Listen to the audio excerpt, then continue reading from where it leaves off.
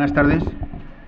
Se ha cambiado un poco el horario porque, como ya ha dicho José, me tengo que ir ahora después, pero puedo estar aquí con vosotros. En primer lugar, antes de empezar a hablar de Brassai, quiero dar las gracias a José María, que está por aquí. Nos ha traído un libro de un fotógrafo de Monóvar que se llama Arturo Cerdá y Rico, con lo cual le damos las gracias en primer lugar.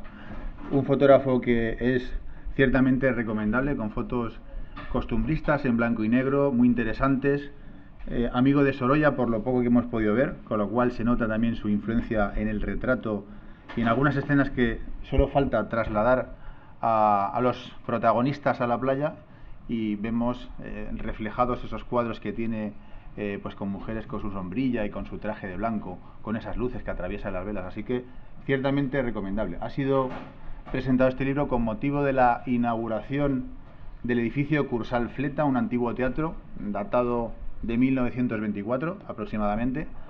Así que había una exposición, no sabemos todavía si está allí se puede visitar. En cualquier caso, felicitamos al Ayuntamiento de Monóvar y a todos los partícipes por esta extraordinaria iniciativa. Y nuevamente, muchas gracias, José María. Bien, dicho esto, vamos a hablar de Brassai. Fijaos, esta es una de sus fotografías quizás más famosas, las escaleras de Montparnasse de 1936, una foto que ha sido imitada por muchos de los que han paseado por este lugar emblemático de París. Y decía algo que a mí me ha sorprendido mucho y se resume en esta frase: la oportunidad está siempre ahí, todos hacemos uso de ella, la diferencia estriba en que un mal fotógrafo encuentra una entre cientos, mientras que un buen fotógrafo lo hace constantemente. La diferencia entre Brassai y otros fotógrafos que disparan casi de forma compulsiva es que él pensaba lo que hacía. Tomaba a lo mejor pocas fotos, pero lo hacía de una forma muy consciente, muy meditada y muy detenida. En particular, con respecto a los retratos, decía que prefería, cuando hacía retratos de personajes, de amigos, de intelectuales, de pintores, prefería hacer pocos retratos, porque de esa manera decía que el resultado final no era fruto del azar, sino lo que él había buscado, lo que él quería conseguir. Es fácil hacer 100 fotos, 100 retratos, y al final uno a lo mejor es el gesto, es el momento, es la luz, es el encuadre, es la posición, pero él tenía una forma de proceder en su devenir fotográfico diferente. Vamos a seguir. Bueno, Las noches de París es el título que le hemos dado a esta presentación de Brassai, precisamente porque él es más conocido por sus fotografías nocturnas, su fotografía nocturna, y por un libro que publicó en 1932 que se llamaba París de Nuit, y veremos alguna fotografía de ella. Aquí le vemos en un autorretrato en París en 1931. Es un fotógrafo de origen húngaro, nació en Hungría, en Brașov, la localidad que en aquel entonces en el Imperio Austrohúngaro todavía pertenecía a Hungría. Después de la Primera Guerra Mundial, bueno, y con las revoluciones y cambios tan importantes desde el punto de vista político que hubo en Europa, pasó a ser de Rumanía, y hoy pertenece a Rumanía. Esta ciudad está asentada en la región de Transilvania. Bueno, era un hombre absolutamente polifacético. De hecho, él no quería ser encasillado ni como fotógrafo, ni como vemos ahí como escritor, ni como diseñador de tarjetas, ni como surrealista, ni como adscrito a tendencias o corrientes. Él era tan polifacético, tan versátil, que le gustaba precisamente no ser encasillado. Era una persona muy inquieta, muy activa, un escritor, francamente, según cuentan, brillante. Yo he tenido la oportunidad de leer un breve ensayo de él recientemente, y como vemos, pues tenía una sólida formación creativa también. Estudió Bellas Artes en Budapest. De hecho, de niño vivió en París, se marchan a su país, finalmente acaban en Alemania. Tras la Primera Guerra Mundial, termina o completa sus estudios en Berlín, y allí conoce a personajes de talla intelectual, pues como un pintor húngaro también conocido como Lajos Tihany, a László Moholy-Nagy, a Oskar Kokoschka, Vasily Kandinsky. De hecho, algunos de estos personajes luego coincidían con él en París, en una estancia en el hotel, creo que se llama Terrasses o algo así, no, mi francés ya ha dicho que es muy malo en repetidas ocasiones. Bueno, en 1924, tal y como él quería, se traslada y se establece en París, donde ya vive hasta su muerte en los últimos días. Allí adopta el seudónimo de Brassai, en referencia a la ciudad Brassó, de donde provenía. Él cuenta que su nombre es un poco complicado, Gyula Halas o algo así, y quería reservar el seudónimo de Halas para hacer referencia a su obra pictórica. Él empieza como pintor, como dibujante con talento, y esa otra faceta fotográfica que él, digamos por la necesidad en cierta manera, se había abocado a practicar la fotografía de una forma un tanto accidental, o por necesidad al escribir, necesita fotografías también para documentar sus trabajos, de tal manera que Brassó en principio le condiciona para Brassai como seudónimo que destina a su faceta más fotográfica. Bien. La foto es interesante. La foto es interesante y no la he comentado, y vemos aquí, cuando ya es un hombre maduro, tenemos a Bill Brandt, a Ansel Adams a la derecha y a Brassai en el centro. El retrato creo que es de Bill Brandt. De hecho, en su página tiene otra con un encuadre distinto en color, con una perspectiva en angulación desde la izquierda en un ligero contrapicado. Bien. En 1929 adquiere su primera cámara, que es una Voigtlander.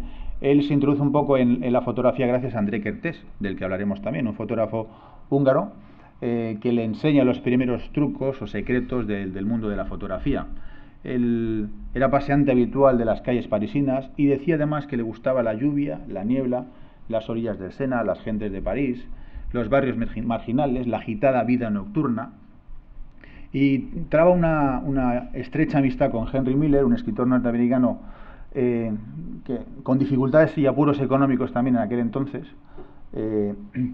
con el cual deambula por las calles de París. A Henry Miller le gustaba pasear por la noche y encuentra él un aliado para adentrarse en los bistros, en los prostíbulos, en los bares, en los cafés, algo que le permite después dos cosas o varias cosas, entre ellas practicar el francés. Aprende francés pues hablando con maleantes, con prostitutas, en prostíbulos, con músicos y con gente callejera.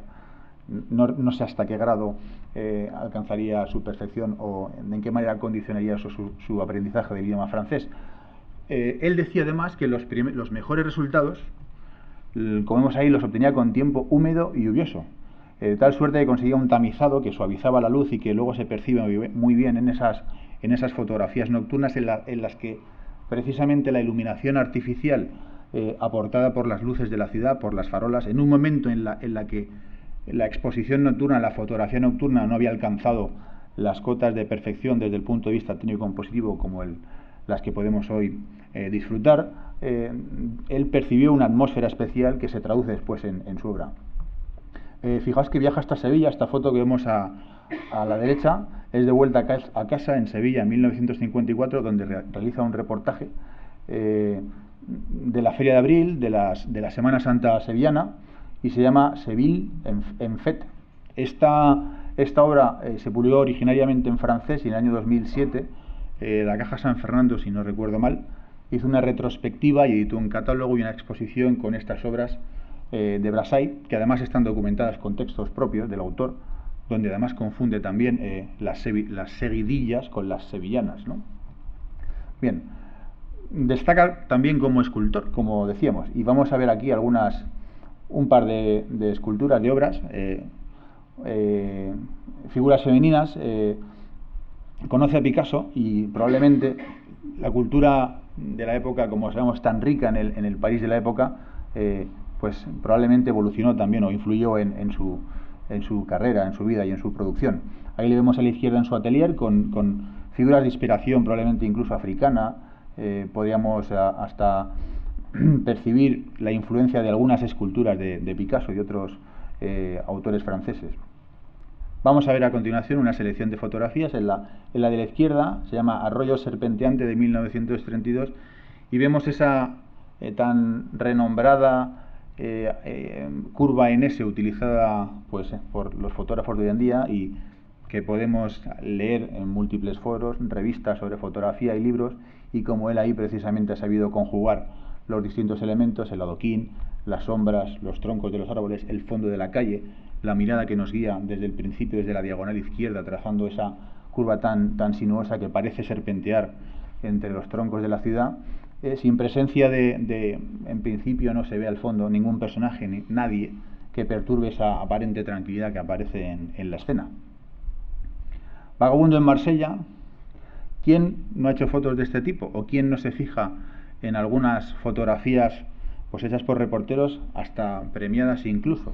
Yo recuerdo una de un personaje, creo que está en un libro que se llama Cazadores de Luces, donde se ve una foto de un Cristo paseando, que a mí me gusta mucho, no sé si es en Sevilla, en la Semana Santa, y al fondo también, pues un anuncio muy significativo, y no recuerdo exactamente el mensaje, pero como vemos estos anuncios en la ciudad, en las paredes, en los muros, combinados con las personas, ahí parece que el vagabundo está deseando o soñando con esa mayonesa, o con esa salsa, o con esa ensalada. Os recomiendo además, tengo reservado una pequeña lectura de un pasaje seleccionado de este libro. Este libro es, como casi siempre, o como en muchas otras ocasiones he recomendado, es de la editorial Taschen y es Brassai. Y además, bueno, me ha comentado Manuel, que creo que está por aquí, que lo ha visto en Barcelona a un precio pues exorbitado, un disparate, comparado con lo que yo creo que lo adquirí hace, pues no sé si un año, al precio de 9,98. O sea que os recomiendo. Hay 3 o 4 libros de esta editorial realmente excelentes.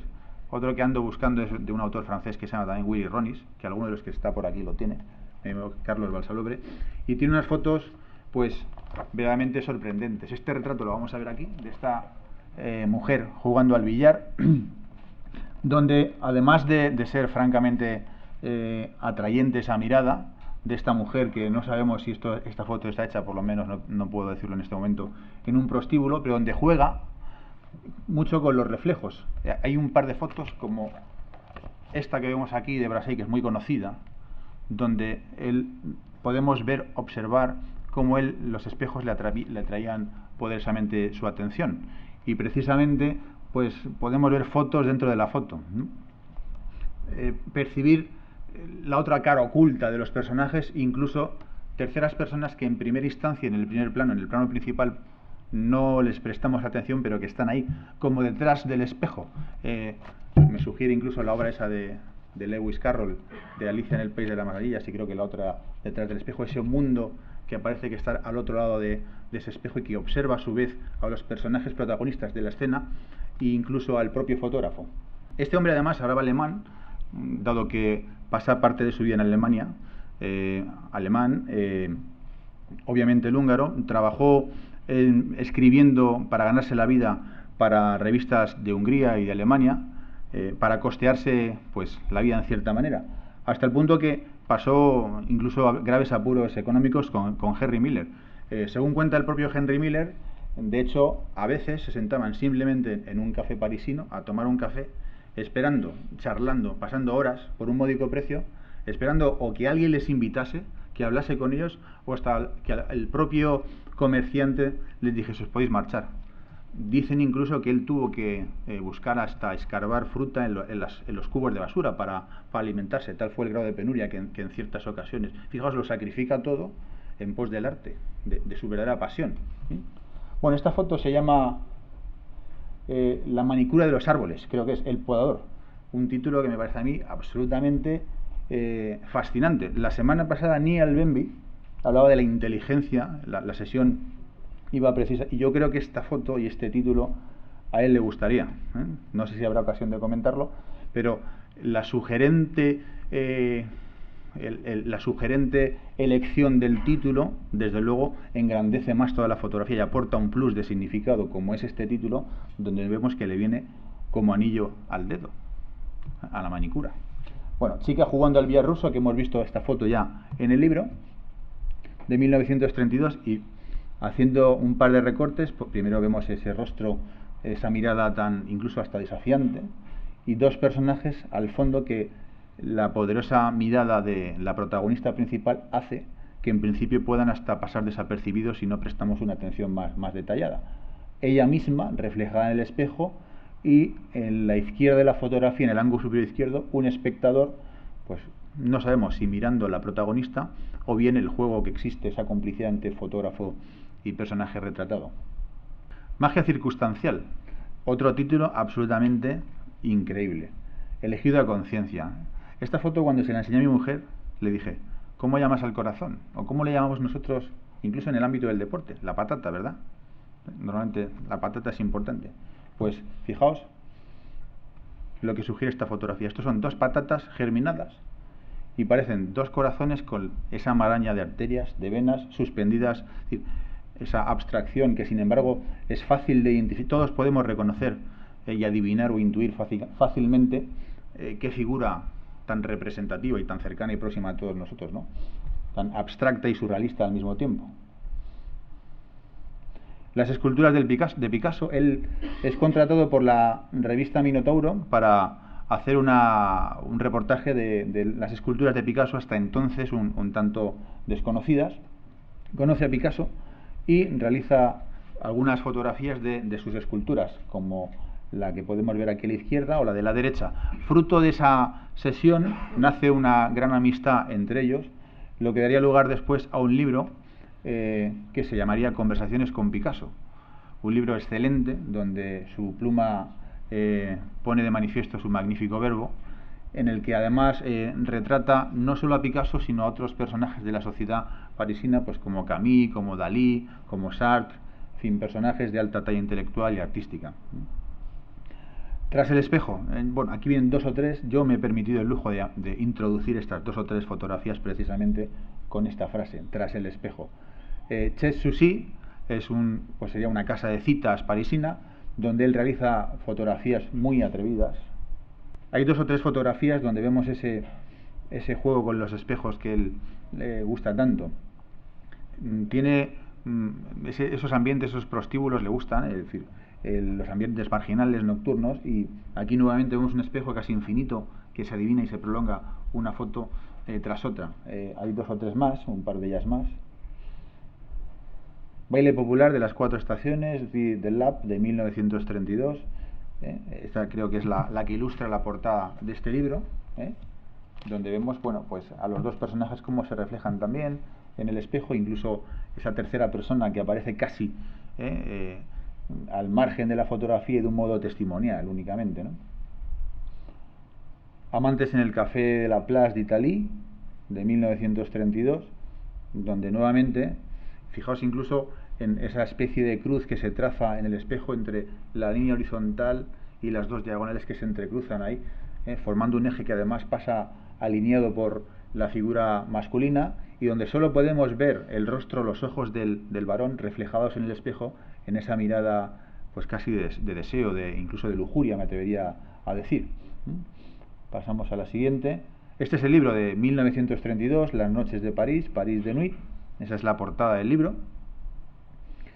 Y él decía, la noche sugiere, no muestra, la noche nos perturba y nos sorprende por su extrañeza, libera fuerzas de nuestro interior que durante el día son dominadas por la razón.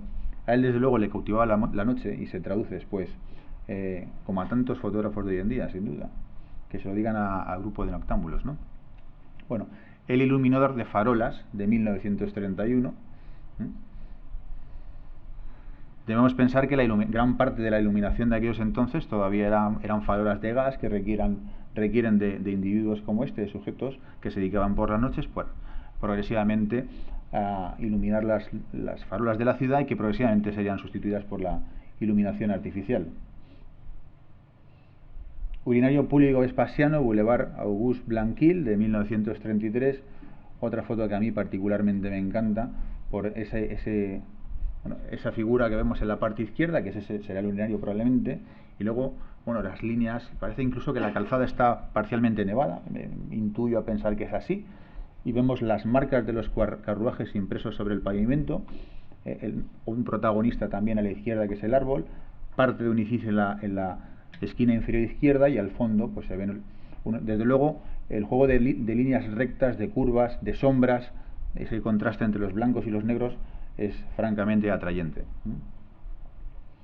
La banda de Alberto el Grande, donde pues un grupo probablemente de delincuentes es fotografiado con una luz, supongo que artificial, no creo que sea aportada por Brassai, donde podemos dirigir, fijaos lo que he leído al principio, o no lo he leído todavía, me lo he reservado para el final, Pero aquí vemos como el fotógrafo intencionada o deliberadamente dirige la mirada del espectador, nuestra mirada, en primera instancia hacia los protagonistas de la escena, hacia ese grupo, y a continuación todos nos preguntamos qué es lo que están mirando, qué poder, qué fuerza de atracción tan sugerente es capaz de concentrar a esas horas de la noche y en esos lugares tan sórdidos, que concentra en tal medida la atención de los 5 de forma simultáneamente y ninguno se percibe de la presencia del fotógrafo. Columna Morris, Avenida del Observatorio, de 1933 también. En esta escena podemos apreciar esa neblina que decía él. A mí me recuerda incluso pues al cine negro norteamericano. Podemos hablar de Casablanca, de películas donde ese protagonista podría ser perfectamente Humphrey Bogart, enfundado en su gabardina, y con solo falta, al menos a mí incluso me sugiere, falta solo que aparezca entre la niebla Ingrid Bergman y ya el cuadro es completo, perfecto, maravilloso. Estatua del Mariscal Ney en la niebla, 1932. Y aquí nuevamente podemos hacer volar nuestra imaginación. El hotel al fondo y esa figura del mariscal, del almirante, dando el alto a las tropas, diciendo vamos todos. Bueno, incluso podemos pensar en el Principito, en estas lecturas infantiles, en escenas bélicas, en fin, es altamente sugerente. Y nuevamente la combinación de la atmósfera de esa neblina con las luces de la ciudad le da un aire mágico, ¿no? Una sensibilidad especial. Montmartre, en 1932. Bueno, una fotografía más sencilla, quizás, pero igualmente sugerente, donde vemos incluso la farola, ese eje vertical, la señal que apunta hacia la izquierda, que nos dirige otra vez hacia la puerta, que es casi, esas escaleras que le preceden son casi una invitación a adentrarnos en la vivienda y a preguntarnos quién vive ahí, de qué se trata, qué hay detrás de esa puerta. Historias que cuentan las fotografías, y esta cuenta una, o muchas, cada uno puede hacer una lectura diferente. Grafitis y transmutaciones. Bueno, hace un ensayo, desde 1932 hasta 1950, él le cautivan los grafitis parisinos y dice que incluso devuelve a los libros, digamos, hace una traslación de lo que observa en las paredes, a la fotografía impresa. De alguna manera revive ese arte incluso milenario. Ahora cuando veamos las fotografías, si estuviera aquí nuestro amigo Chema, que nos acompañó en alguna otra ocasión y que fue con José Benito a capturar un grafiti en una cueva, no sé muy bien, como una pintura rupestre, pintura rupestre. Incluso vemos aquí los orígenes del hombre, como de las cavernas de las cuevas el hombre sigue progresando y sin embargo no deja nunca de cultivar esa necesidad de dejar su sello personal. Y de los grafitis pasa a transmutaciones, que ahora veremos de qué se trata. Dice, me he enfrentado a estas placas casi mecánicamente como un escultor, de hecho era escultor. Resultaba muy curioso comprobar cómo los desnudos se transformaron con la incisión de un objeto punzante que destruía la materia. Así nació la extraña obsesión de transformar las formas en instrumentos musicales. Mujer guitarra, mujer mandolina. Se trataba de reacciones casi inconscientes que rompían la fotografía en 1000 pedazos. El graffiti le lleva a las transmutaciones, al cliché ver, que son ni más ni menos que una intervención en las placas del cristal, rayando, dibujando sobre el soporte y después positivando. Bien, vamos a ver un ejemplo. Estos son sus cuadernos, él documentaba los grafitis, recorría la ciudad, tomaba nota, incluso volvía en años posteriores. Si queréis ver ejemplos de esas transmutaciones, podéis consultar el Spencer Museum of Art de la Universidad de Kansas, y aquí podéis observar una colección de esta colección de transmutaciones. Veremos un par de ellas a continuación. Bueno, aquí tenemos los grafitis, aunque no se ve muy bien la letra, la podemos leer, creo que es animales, magia, amor, el lenguaje de los muros, nacimiento de rostros y máscaras y rostros, la muerte, imágenes primitivas y Pompeya y la guerra. Es decir, él hace su serie de grafitis y luego las agrupa por colecciones en función de lo que le van sugiriendo y finalmente les da estos títulos tan apropiados.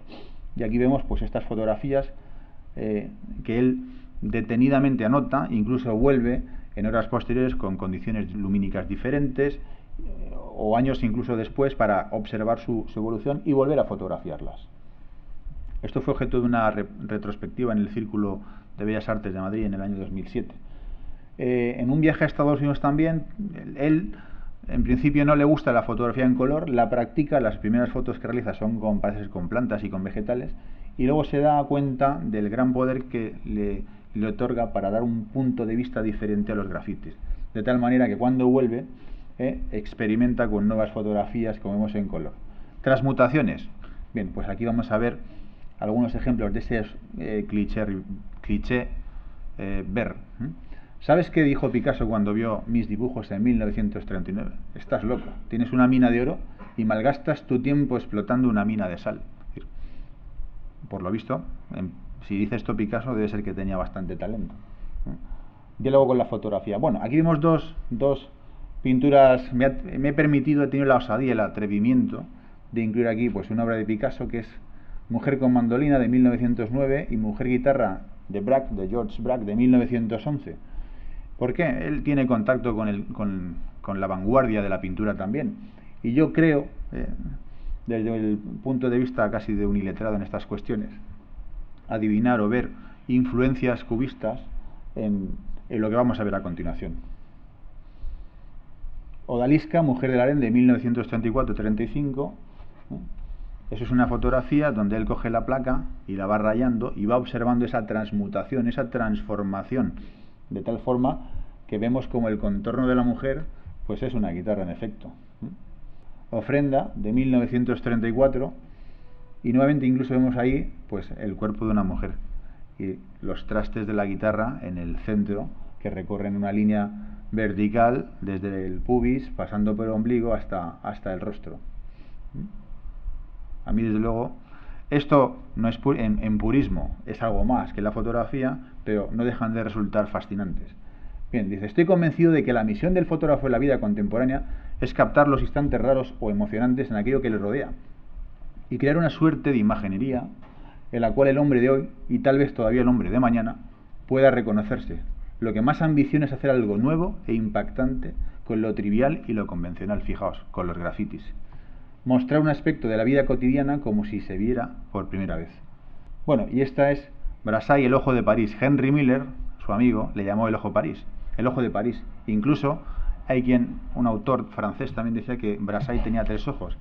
Y para terminar voy a leer una breve nota de este libro que me ha gustado.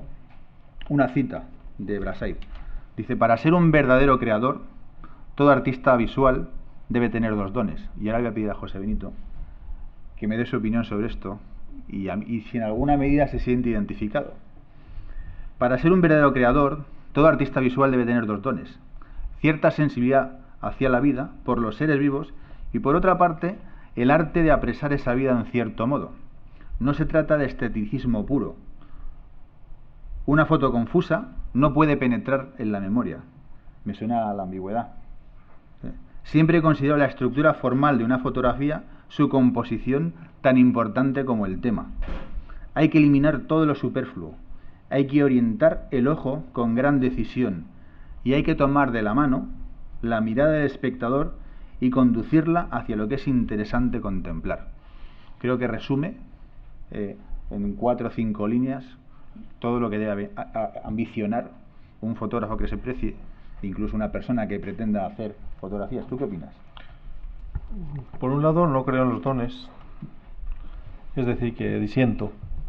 Creo que todo esto se entrena, se educa y cualquier persona puede llegar a hacer lo que hacía Brassai o su propia visión, que no tiene ni por qué parecerse. Es decir, no creo en los dones, no creo que nadie esté tocado por una mano divina y de origen ya no pueda llegar a expresarse así o hacer algo distinto.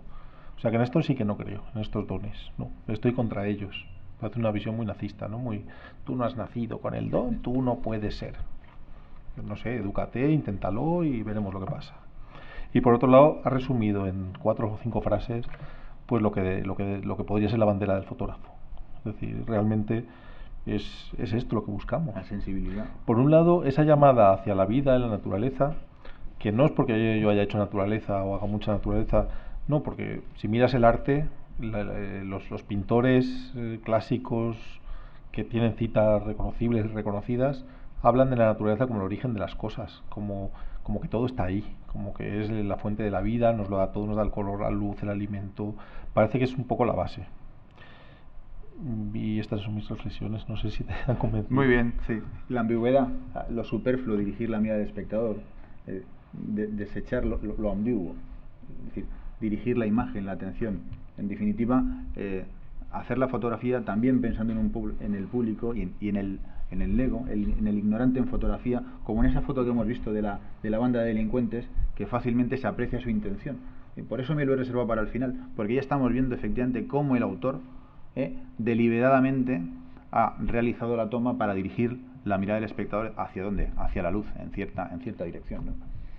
Bueno, y con esto hemos terminado por hoy. Muchas gracias.